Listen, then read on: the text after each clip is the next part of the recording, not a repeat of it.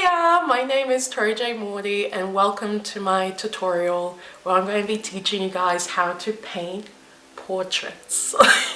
So in this video, we are going to have a go at doing a live portrait. So in the first video, showed you guys kind of the basics and two kind of different techniques you can play around with. And then we're going to go ahead and put those into action and have a go at drawing someone in real life using those techniques.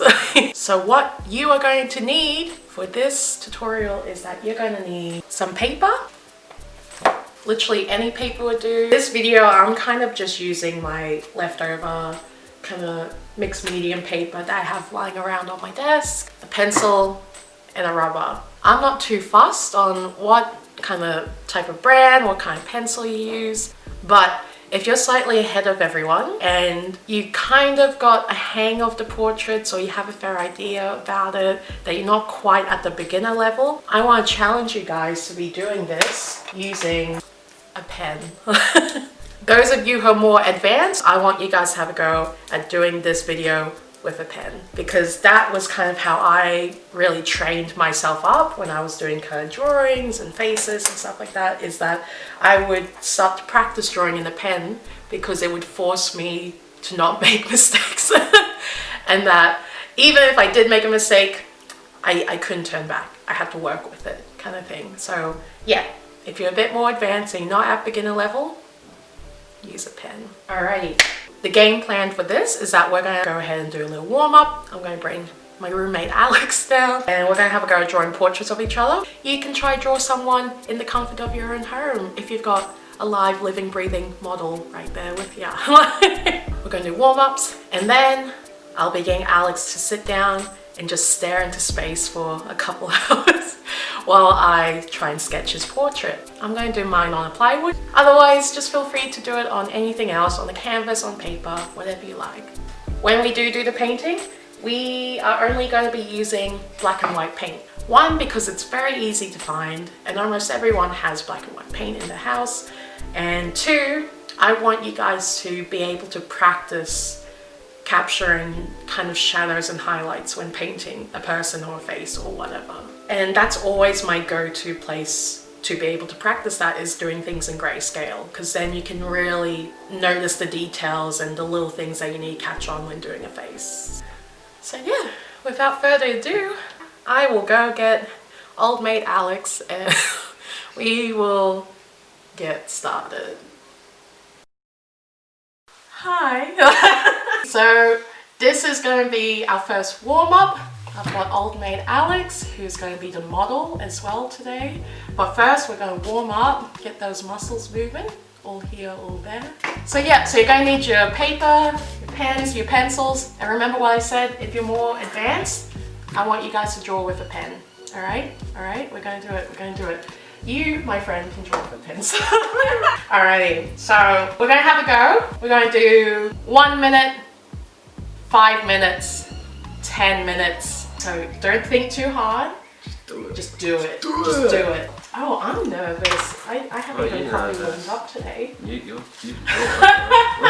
can take up the whole page or you can just do a section of it. Oh, I'm nervous. You ready? That's good. 5 minutes. Ready? Alrighty. 10 minutes. Right, you ready? Alright. 3, 2, 1, go. I'm done.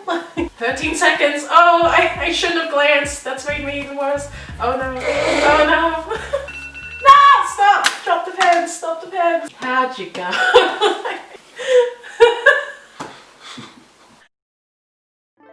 So the main aim of the goal when you're doing these warm-ups is to try and draw the person as quickly as possible. Try and get them down on the paper, and it does not have to be full-fledged or 100% accurate. It's all about your speed and trying to capture someone as quickly as possible. So for this warm-up, the kind of drawing technique that I was going for is kind of mixing both the basics and the loosey-goosey. I have kind of like the basics in mind.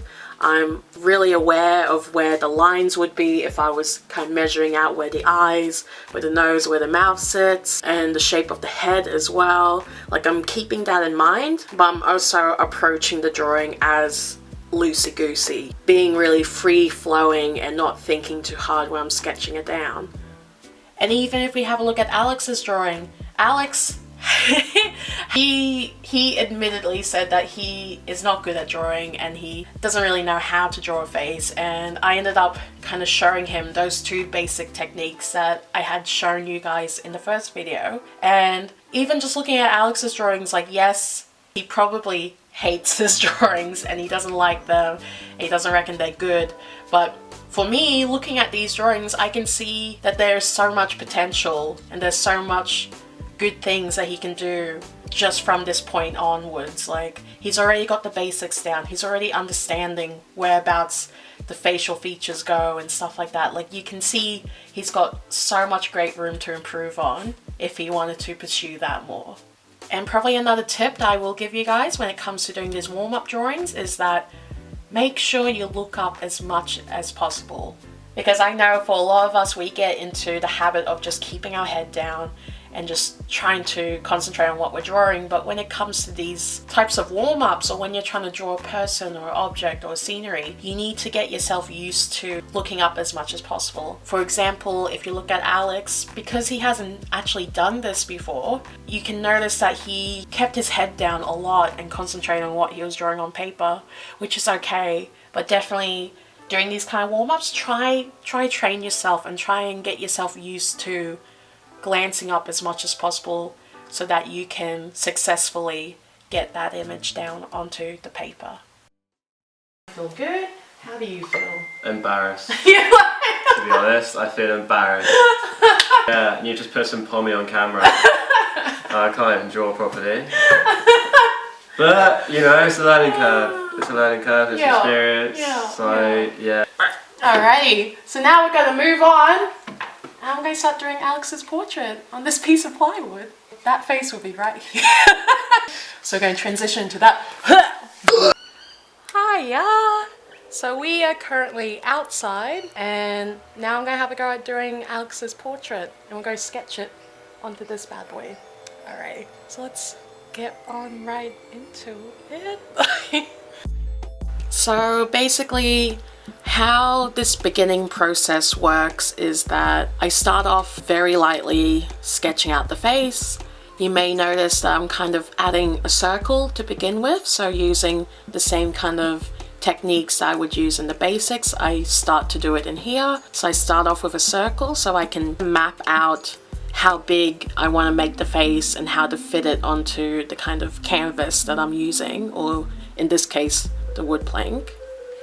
And also try to notice how I don't really focus on one particular area when I'm sketching this down. I'm keeping it very free, very loose, and I'm jotting back and forth to different sections of the face. So try not to put too much of your time and attention into one area. Like, it's mostly about just kind of double checking what you've been drawing. So double checking, oh yeah, is the nose looking right, or should I change it? How's the eye looking? Maybe I'll sketch this little line here, see if that looks any better. Like, it's just kind of like keeping the motion and keeping on your feet. And remember, like, don't be afraid to erase things, don't be afraid to start over, because definitely during this whole process I was erasing a lot of things and redoing a lot of things, and that's kind of what you can kind of expect when you're doing a portrait, is things changing. So things like probably the lighting, the natural lighting I'm using is going to change, or even Alex might move a certain angle and all of a sudden that would change how my drawing will turn out. And you gotta kind of have those things in mind when you're doing these portraits, so don't be afraid to erase anything or to start over. It's all part of the process. And at around this point, it's usually pretty good to start sketching in anywhere where you can start to see shadows forming on the face. So just lightly kind of coloring in and shading areas where shadows are will help you when we get around to actually painting the face. And now gradually, as I start kind of like finalizing the drawing, I'm getting a lot more of the solid details down, and I'm sketching a bit harsher than I was at the beginning to make sure that it sticks and that I'm happy with it. Oh my god. kind of works. Alrighty.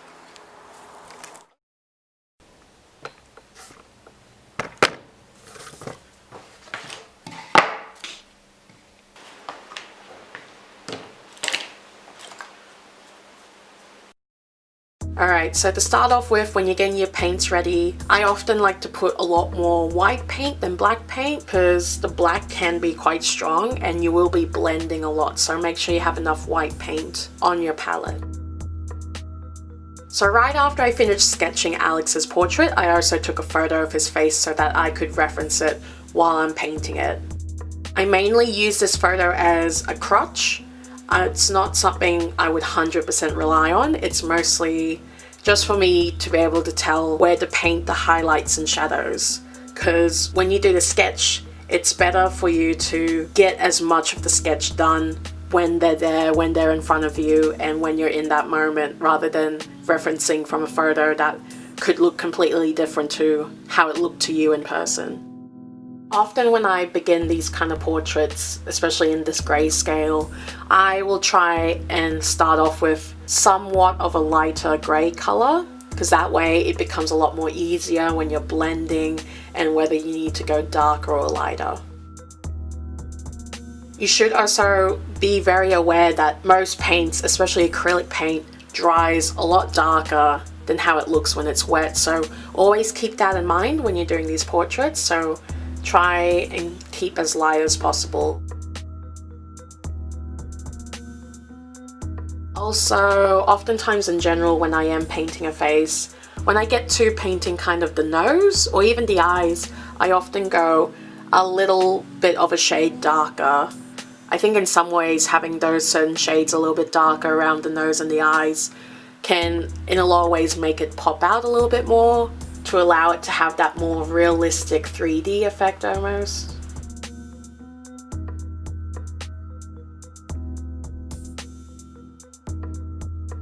But yeah, the main aim of the game when you're kind of at this point of the painting is to really kind of concentrate on where those highlights and shadows are in your original sketch, but also in the photo. And even here, like, I'm kind of reworking some lighter grey tones in because of the fact that the paint has dried a bit darker now. So now I'm trying to change it. So again, remember to feel free to change things when you are working on these paintings.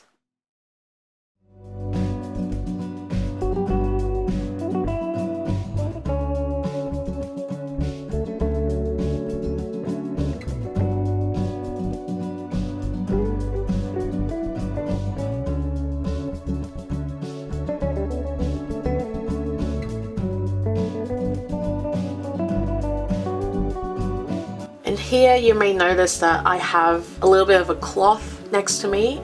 This helps me with blending, especially because I like to try and keep most of the paint still on the brush to help me blend.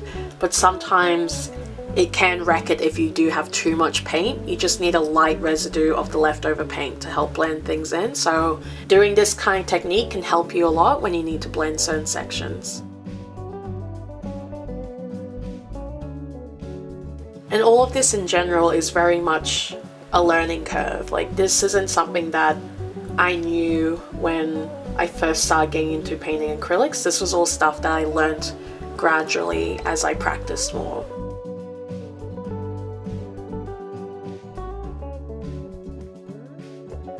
And right around here was when the lighting started to change and I couldn't quite get a good shot on my camera of me painting, so I had to move it around.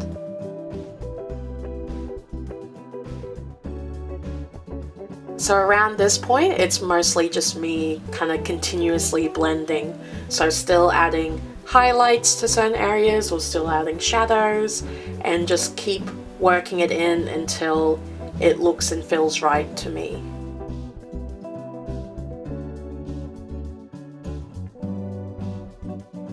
And it was around this point that it started to get really dark in my house, and and I brought out my little dodgy lamp and I tried to keep on painting. This is kind of at the point where I start to bring in a little bit more detail. So this whole entire time I've been working with a lot of the light grays and the darker grays, but now I'm going to start bringing in a little bit some blacks in certain sections where I can see that there's some sharp lines or shadows or where detail needs to be. And then my camera died. So then I had to start recording on my phone.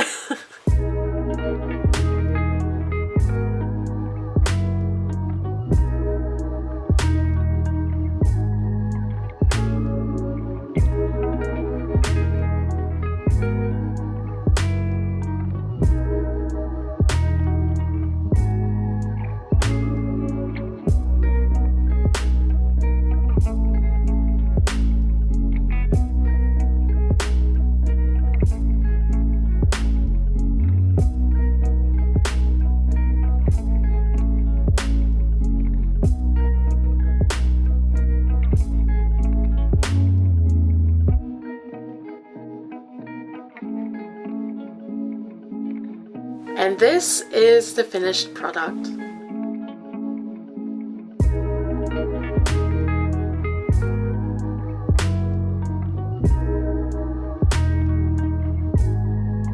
Usually after I'm done, I might kind of put a background on the portrait.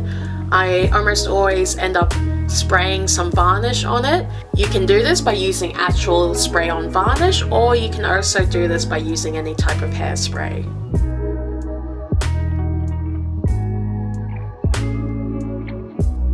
And there you have it. Alright, so that's the end of the tutorial. I hope you guys enjoyed it. I hope you guys learned a couple things or two and like had some fun with it.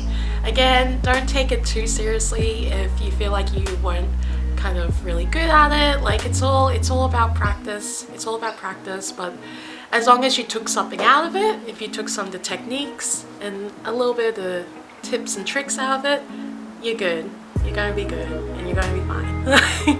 And yeah, hope you guys enjoyed my 2 videos, and yeah, I'll catch you guys again hopefully, and yeah, we'll see what happens.